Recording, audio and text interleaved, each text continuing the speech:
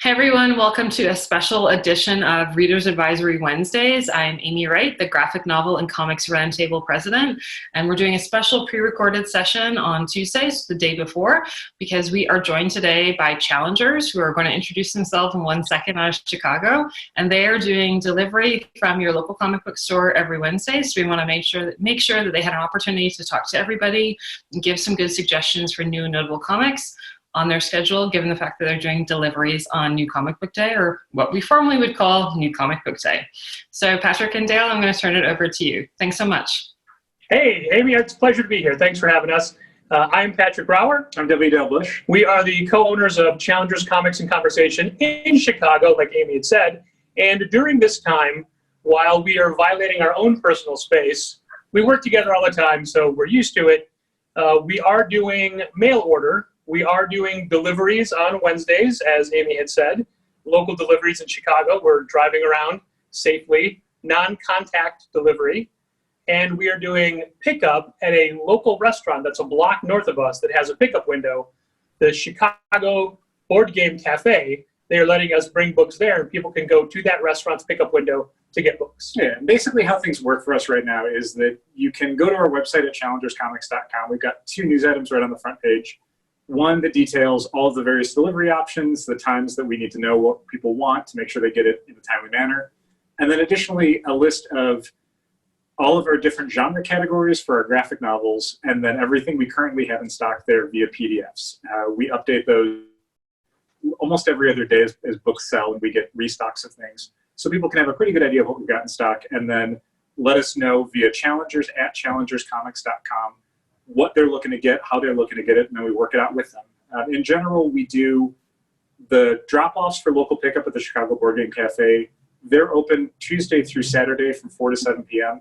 So we try and do drop-offs almost every day there. So if people let us know, say, 2 o'clock on a Tuesday that they want something, we try to make sure it's there at 4 o'clock on a Tuesday at the Chicago Board Game Cafe for them to pick up.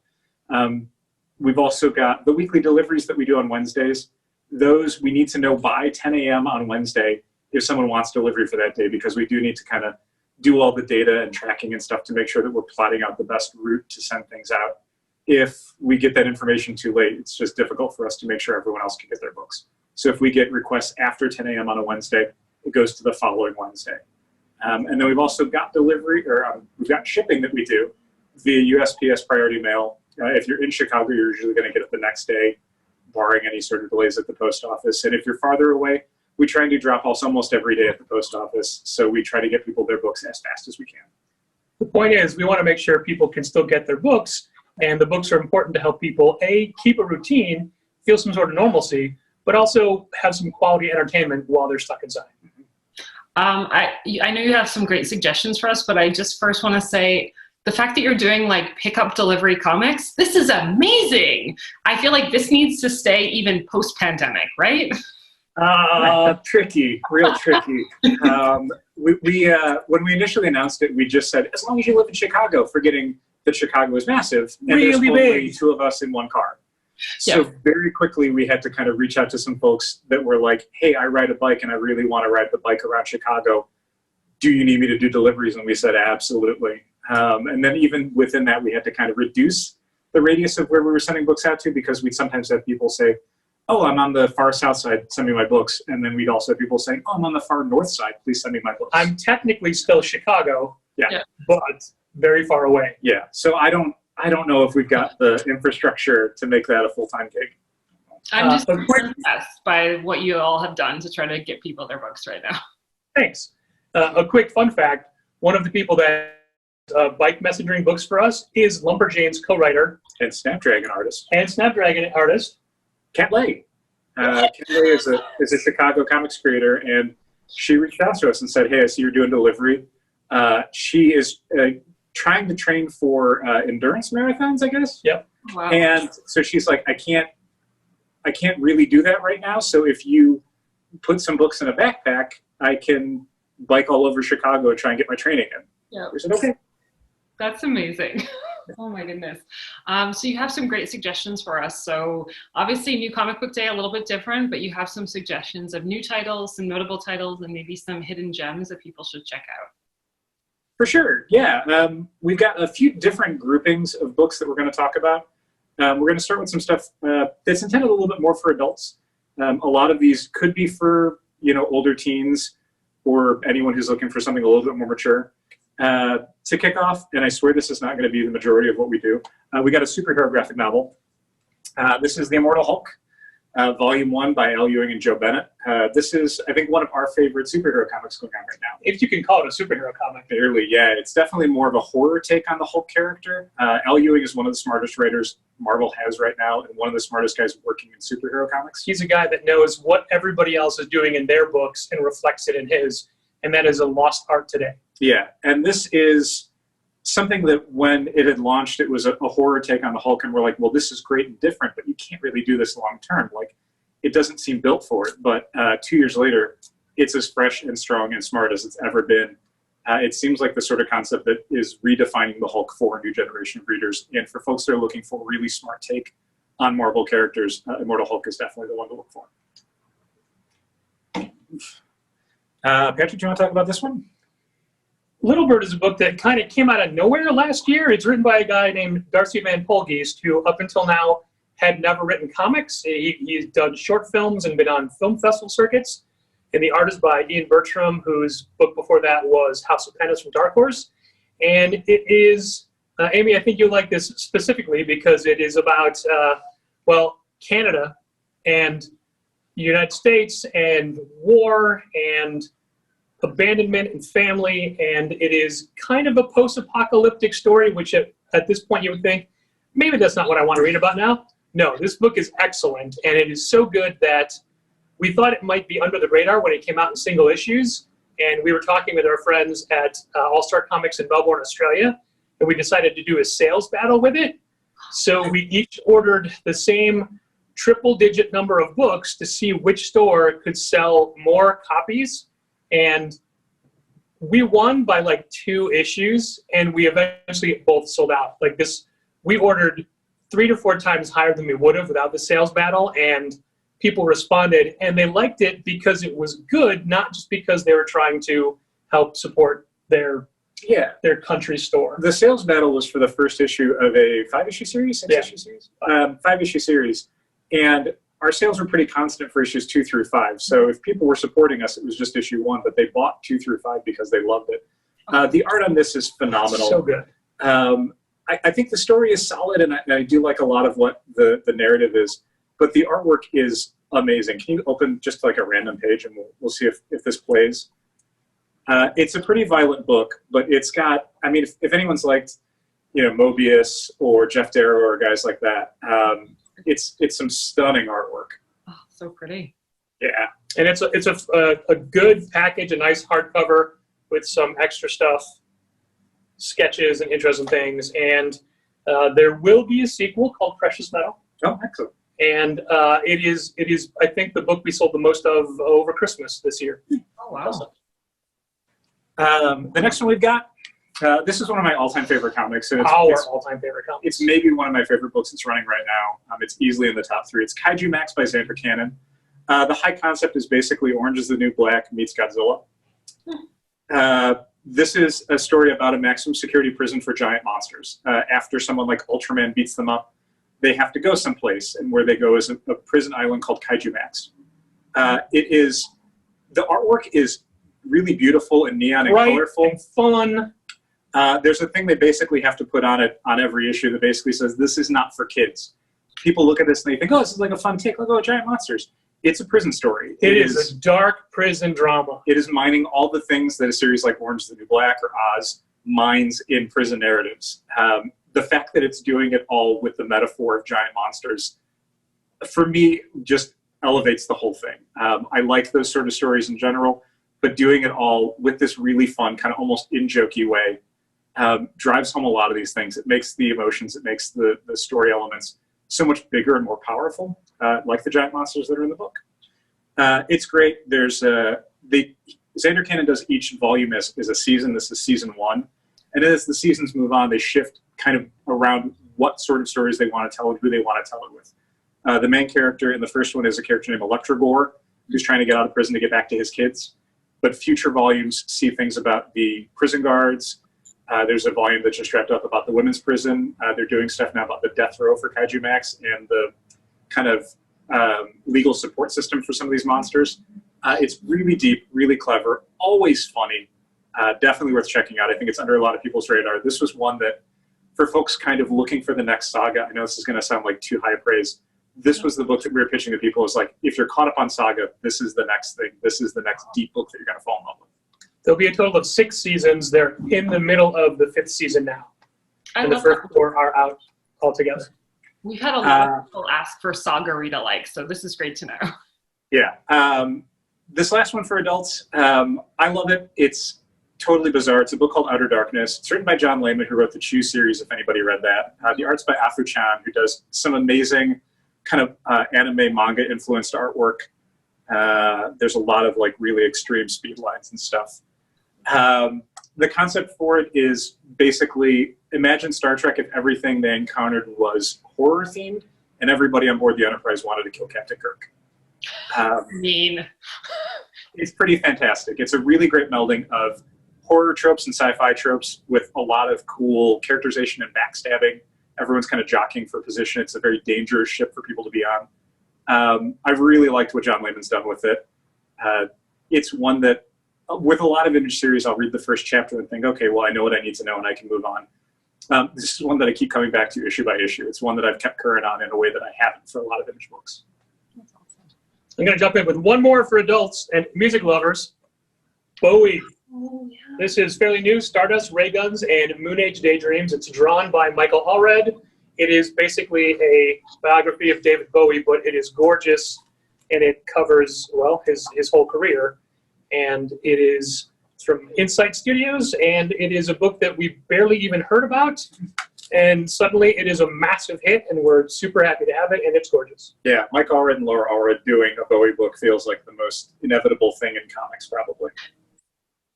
I said Insight Studios. It's Insight Comics. Oops. That's okay. This is all going to be edited. You overestimate my editing prowess. Let's do some YA and teen stuff. Lucky Penny by Anant Hirsch and Yuka Odo. I love this team. They do really, really funny stuff. This is a great kind of screw-up romance in the style of Scott Pilgrim. If you've ever enjoyed that sort of someone in their early 20s trying to get their life together, everything going wrong in really bizarre ways. Lucky Penny is a great one-volume comedy romance. It makes you feel better about your life, for sure. And aren't those people who did Our Cats Are More Famous Than Us? Yeah, they've done a lot of stuff like a little bit more auto-bio theme, like Our Cats Are More Famous Than Us. They're also working on a new series called Barbarous. But this was a good kind of fiction piece from them. That's awesome. Help Us, Great Warrior. This is one that came out a few years ago from Boom. For folks that are teens or adults who enjoy Steven Universe and sort of like what's going on under the hood for something like Steven Universe, this is one I'd recommend. Very cute, very funny, really deep, a lot of big emotions at the end. And also a series that's super inclusive and does a lot to talk about the value of friendships, the value of connecting with people, understanding people. Super funny. I love it. Yeah, let's do a superhero one again. Sure. X-23. This is basically, she is a clone of Wolverine, and her designation was X-23. The concept sounds pretty juvenile, like, oh, it's Wolverine, but she's a girl. This is an incredible book, and this is, for a while, she was actually called Wolverine because Wolverine was dead and she became Wolverine. And then he's back alive, and they don't call her Wolverine anymore. But dumb name aside, this is just a wonderful superhero book. Action, adventure, drama, comedy, family. Yeah, this one's written by Mariko Tamaki. So people who have read stuff like this one's Summer. And I believe Laura Dean. Yeah. Keeps breaking up with me. Did you know that? There you go. The art's by Juan Cabal, who's gone on to do really amazing stuff at Marvel. This is kind of where he got his start. The concept of this one is strong because it's really focusing on Laura Kinney, the X-23 character, and her sister Gabby. So it's a lot about siblings. It's a lot about found families. They didn't really grow up together, but now they've been thrown together as two different clones of Wolverine. So it's got a really sweet core to it, and people who want to see that kind of YA element of, these characters forming a bond, forming a relationship. I think X-23's got a lot of that. There's a lot of quiet moments which are really clever and really funny. They have a pet Wolverine named Jonathan. Mm-hmm. Yeah. He's pretty great. They have sisters that they never knew about. Spoilers. Yeah, it's a really strong superhero title that has a lot of characterization to it. Last one for teens and YA. Man or Black. This is Cullen Bunn and Brian Hurt, two of our all-time favorite creators from books like Damned, from books like The Sixth Gun, which is one of my all-time favorite books. Together they are writing this book, and it's being drawn by Tyler Crook, who worked with Cullen Bunn on Harrow County. And this is a book, it's magic, horror. It is about, again, it's about family. It's about finding a family, not biological family, and there's a biological family in it. It's a horror mystery. It's a whodunit and how they did it kind of thing, but it's also just a creepy and beautifully painted story. Yeah, the main concept is that the patriarch of a powerful magical family hates all of his awful children. He doesn't want to leave anything to them. So he leaves it to this girl that shows up, and it's how she has to figure out how to navigate that series of relationships and sort of what's in it for her and why this is all happening. But it's also a world that she has never really been a part of before, and the Black family is masters. So cool. I haven't read that one, so I'm like that. I'm making notes like mentally as y'all are talking. Nice. Yeah, this is well done. It's 1 volume so far. Plenty of story left to tell. Very cool. These? Want to do which ones? Are we doing still the teens in the YA right now? Sure. Again, we always go back to superheroes at some point. This is less superhero than possible. It is Raven from the Teen Titans. You may know her from Teen Titans Go. This is written by Cami Garcia, best-selling author Cami Garcia. I always want to say of the Pretty Reckless, but that is a band, of the Lovely Reckless. And illustrated by newcomer Gabriel Piccolo, who we'd never heard of before, but he's a massive internet artist, and he's like an Instagram superstar. We were lucky enough to do a signing for this book when it came out, and literally it was like Ed Sullivan and the Beatles with the way people reacted to seeing Gabriel in person. They were literally weeping. And this I think he might be a K-pop group. Yeah, exactly. Yeah. I think he definitely has a song on the charts. Yeah, in Korea. Yeah. This is, again, there's a lot of theme of family going back around. This is the Raven character, reimagined. She's not necessarily from a foreign planet. Her dad is not necessarily the evil ruler Trigun. This is her being adopted into a new family, trying to fit in, but also having these weird, creepy supernatural powers. Cool. It also is selling really well for DC Comics, and they've reprinted it numerous times. Mm-hmm. Yeah, I mean, there's a lot of kids that kind of grew up on the Teen Titans Go cartoon, and they're at that age where they want to see those characters reflect them a little bit more. Yeah, it's definitely more a reflection of a teenage life than it was when Raven was introduced in the 80s, when I was a kid. True. Do you want to do these? Which two? These? Yeah. Okay. Because these are all teens in the YA, right? Sure. I mean, why not? Yeah, why not? Everybody knows who Batman is. This is a book that his name is Bruce Wayne. Wait, his parents were killed in Crime Alley. He's got 2 first names? He does, yeah. Okay. His middle name is Robert. This does not sound like a popular character, but go on. This book is fairly recent. It was written by Brian Michael Bendis, who's a fairly new writer for DC Comics, but this is his first Batman story. And this book is bonkers because every chapter takes Batman to a different place in DC history.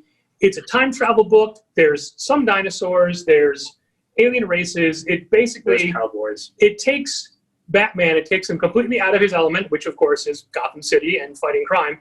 And he's got this intergalactic quest he is on, and it is ridiculous, and it is so much fun, which is not what you say normally when you read Batman books. Yeah, the art for this one's by Nick Darrington, who is the artist on Gerard Way's Doom Patrol stuff that just recently came out a year or so ago. And the effort on this seems to be giving Nick Darrington the most insane things in the DC universe to draw. So he really gets to stretch his legs as an artist and create some pretty exciting montages. It is just ridiculous. They say that the Dark Knight embarks on a global adventure. No, it's a galactic adventure. And again, not something you would think that Batman would be part of, but it is so much fun. Oh my gosh, that sounds amazing. Like, I want to get that one. It's great, and it's a done-in-one volume. It's with a lot of DC superhero stuff, there's always the risk that it's going to sprawl out into some massive multi-year story. But this was intended as something that was just a quick 12 chapters that was going to come out and be its thing. So you really do get a sense of there's a conclusion, there's a threat, they solve it, everyone moves on. That's cool. And briefly, since we touched on it before, The Six Gun, literally one of my all-time favorite books. I have multiple tattoos from this book alone, and it is a supernatural Western. There are 6 guns. Each gun has a different power. One can raise the dead. One shoots pestilence. When you put all 6 together, you can rewrite the world as you see it. It sounds like the Infinity Gauntlet, but this book has been out for years, and it is just, gosh, a roller coaster of emotions. It is. If you can think of a Western, but as Lord of the Rings, like that's kind of what this is. Cool. I like that. The story is over, but the world is still being explored today. And one of the, gosh, there's so many unique characters, and I love this book. And volume 1 is only $10. It's pretty great. Oh. Kids stuff? Are we going to do? Let's do kids stuff. Let's do some kids books. So for kids, we have pretty. No, definitely not.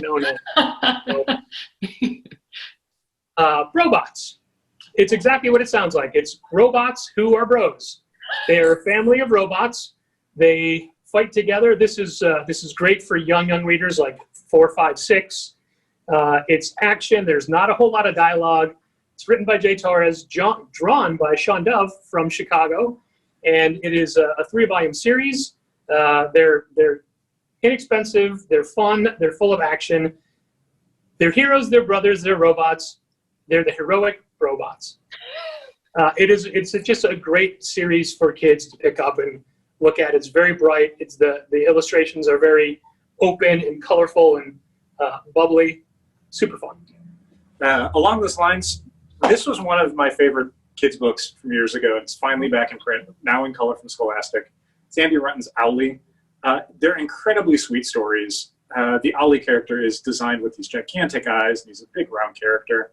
And everything in it is about friendship. It's about making people feel better. It's got those kind of Pixar moments where it gets really sad, but then there's this kind of transition where it all works out. So it's a sort of book that you kind of tear up reading, but it's all very happy stories.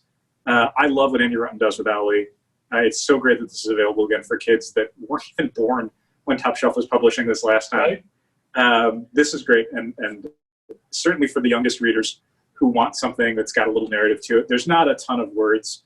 A lot of these stories are relatively silent. It's a lot of pictures. There's entire stories where all of the dialogue balloons are just little hand signals and things like that. So it's very easy for kids to get into. The stories are relatively short, and they're all very sweet. One more superhero book, Dear Justice League. It is for youngsters. It is about youngsters writing to the Justice League, texting, emails, letters, and basically asking them about failure and things that the kids are experiencing in their lives, and then the superheroes relate it to their own lives. It's written by New York Times bestselling author Michael Northrup, but also drawn by our good friend from Sao Paulo, Brazil, Gustavo Duarte. And it is a very clean and fun animated style. There's not a lot of text, but literally it is each chapter is a different superhero responding to an email or a letter from a kid and explaining how they too have failed and what happens and how you just keep going. So there's a really bright message, but it's not heavy-handed, and it's just fun to see superheroes screwing up. So well done. I feel like I might need that book right now. Like all of us need that book. We all do. Yeah. Some of the questions: does Superman ever make mistakes? Does Wonder Woman listen to her parents? Does Aquaman smell like fish? All answered in this book. Big question. This is my last one for the kids. Okay. Kinsu's March. I'm not even sure how in print this is anymore, but I really love these stories. Kinsu did the Jellaby series. This is a collection of 3 short stories for the March character. For kids who are at that age where they're very into cars, this is a story about a car racing family of rabbits. Really good short stories. Action-y without necessarily having too much peril in it. More about sports and competition and kind of cooperation and working together. So it's got a lot of those morals and themes in it. But just a very fun, action-packed series of car racing adventures for this family. And that's just basically a small section of things that are available. There are so many great comics out now. Some of the best, actually the best comics ever are being made today. And we're lucky to be in a profession where we get to tell people about them. Mm-hmm. Absolutely. Oh my gosh, these sound amazing. I'm so excited, and I made a lot of notes for myself too, but also for other people. So before we let you go, we are doing a reader's advisory, so people can write to us via an online forum and say, I've really enjoyed this, I'm looking for some other titles. And so put you both on the spot and sent you some reader's advisory questions from last night. I have them here, so I'm going to go through them live. And so some suggestions. We had somebody recently write in and say the type of comic they were looking for is sort of an adult reader level story plot, and they really loved Neil Gaiman, and they were not looking for anything Shakespeare related because they happen to teach it. So what would be your suggestions? Immediately, right off the top, Pretty Deadly. Oh, okay. This is volume 1 of what would be a 5-volume series. 5, yeah. Each volume takes place at a different point in time. It's written by Kelly Sue DeConnick. It is drawn by Emma Rios. And I got such a strong Neil Gaiman vibe off of this book that it immediately fit the bill for this question. Yeah, it's a very kind of magical realism, lyrical quality to it. There's a sense of everything being kind of dreamlike in Pretty Deadly. Everything's kind of allegorical. So people who have liked what Neil Gaiman's done with his characters in his fantasy worlds would definitely enjoy what Kelly Sue DeConnick does with hers. That's awesome. And not Shakespeare, so. True. So our next one is, we have someone was looking for, it could be all ages, so for children, YA, or adults. And they said they particularly like fantasy novels and fantastical kind of horror, kids horror, like Coraline, or titles by Becky Cloonan. They're looking for something with a really unique and interesting world. They reference His Dark Materials. Also pirates, especially space pirates. Other comics they like Bone, Sandman, Graveyard Book, The True Lives of the Fabulous Killjoys. And they already had on their to-read list Emily Carroll, Saga, and Watchmen. And they don't care for superhero stories. Well, good news. Dal has the perfect book for this. Okay. So this is one that just wrapped up. It's a series called Coda. The writer, Simon Spurrier, who's someone I really enjoy. I think he's one of the smartest people working in like sci-fi fantasy realms. He's done a bunch of stuff that kind of hasn't quite broken through yet, but hopefully Coda is the one that a lot of people want to pick up. The art is by Matthias Bergara, who it's these gorgeous fantasy world. Full color palettes. Yeah. The gimmick for Coda is a really strong one. It's basically a post-apocalyptic story in a fantasy world. So one day magic just stops working in a world that runs entirely on magic, and this is how everyone's trying to survive afterwards. It's got a lot of the same elements of any sort of post-apocalyptic series, so any sort of YA-oriented, after the apocalypse, what does society do? But this is filtered through magical fantasy tropes. So like the main character is a former bard who now doesn't talk at all, and his name is Hum, because the only noise he makes when people ask him anything is That's so cool. It's a great 3-volume series. The world is really amazing, and the amount of twists that Simon Spurrier packs into this, it's intense. It's for people looking for that quality of world building. This is, I think, the one. That's awesome. Oh, that one sounds very almost Terry Pratchett-esque too. Like it feels like it has a little bit of, yeah. It's got some humor to it. One of the first elements in the first chapter of Coda is basically the skeleton of a dragon that's somehow still alive is complaining that he needs people to get all like the barnacles and stuff off of him. That definitely feels. That's awesome. Okay, so our next one, we have adult or teen, and they said they're particularly looking for historical fiction, but they're not looking for anything too gimmicky or commercial. Well, this is maybe one of the least commercial books that I've seen for historical fiction. It's a gigantic book called Berlin. Yep. It's basically the story of characters in Germany from 1928 up through the beginning of World War II. It's intensely focused on small stories, no one famous, people who just lived through this event, watching their country change. And again, it's massive. It's super dense. It took decades for Jason Lutz to tell this whole story, and now you can read it all in one gigantic book. That's a great call. And the back matter on that book is exceptional too, with just detailing all of his research process and detail put into those illustrations. Along those lines, I'm also going to make a quick pitch for the book that has one of my all-time favorite appendices for any graphic novel I've ever read.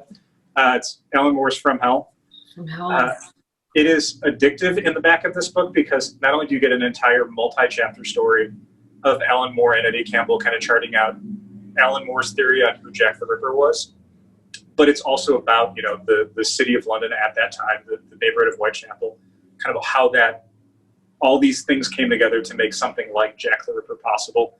But you get Alan Moore breaking down the entire book that you just read and why he has the theories he has and where he drew them from and what assumptions he has and what corollaries he's drawing.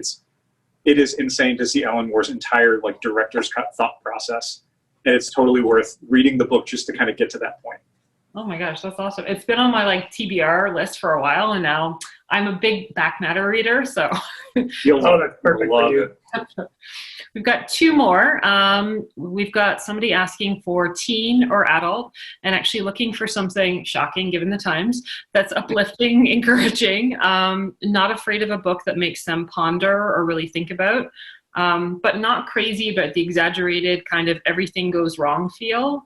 Some thriller and horror is all right, but don't really care for terribly graphic or gory horror. All right. This is a bit of an older one. I don't know how many people have picked this up. Fabio Moon and Gabriel Ba, the artists that worked with Gerard Way on the Umbrella Academy series. This is Day Tripper. This was a book that they did together. The concept of the book is it's following one character through his life, told non-chronologically, and at the end of every chapter, he dies. It's couched in obituaries, and each chapter is narrated as an obituary. But through the chapters and the kind of non-chronological order, you start to see the scope of this character's life, the decisions he's made, his regrets, and sort of it's uplifting because it becomes about the idea of death not necessarily being the end of the story, about it being something where, a life lived has a lot of elements to it, and sometimes stories have endings, and these things are not necessarily the worst thing. No, that's a great pick. Oh, I've actually recommended that to a few people lately, and it's just one of the most beautiful books, period, I think I've ever read. For sure. Agreed. So our last one is for a children's audience, but similarly uplifting, meaningful, artistic, but not predictable. Patrick? We have multiple choices here, so I'm going to go with The Two Dragon Society. Katie O'Neill just does the most gorgeous and fun and, I guess to steal a word, uplifting work. And this is literally about a society that has tea with dragons. Yeah. Each of the little dragons the characters have are based on a kind of tea, and in the back of the book you get this entire, the main character, the main dragon is Chamomile, is the character's name. But it's a very sweet story about understanding people, about friendships, about empathy, and it's not a kind of conflict-heavy book. So it's a very sweet, easy read for anybody who's looking for something that's a more relaxing experience. Oh, that's awesome. And there is a sequel and a card game and an entire world. And plush toys. And it is just, I guess, lovely. Lovely is a good word. It is. Yeah, Yeah. it's accurate. Oh, sorry, did you have you said you had another one, or would that be sort of your top pick for kids? We do. Lorena Alvarez's Nightlights. There's a sequel out, but Nightlights, it's gorgeous. I mean, it's just front to back gorgeous. Her style is a very animated, heavy style. The use of color is so fantastic. You get these amazing kind of drawings in fantasy worlds. The story is about a girl who loves art and loves to draw and values her creativity.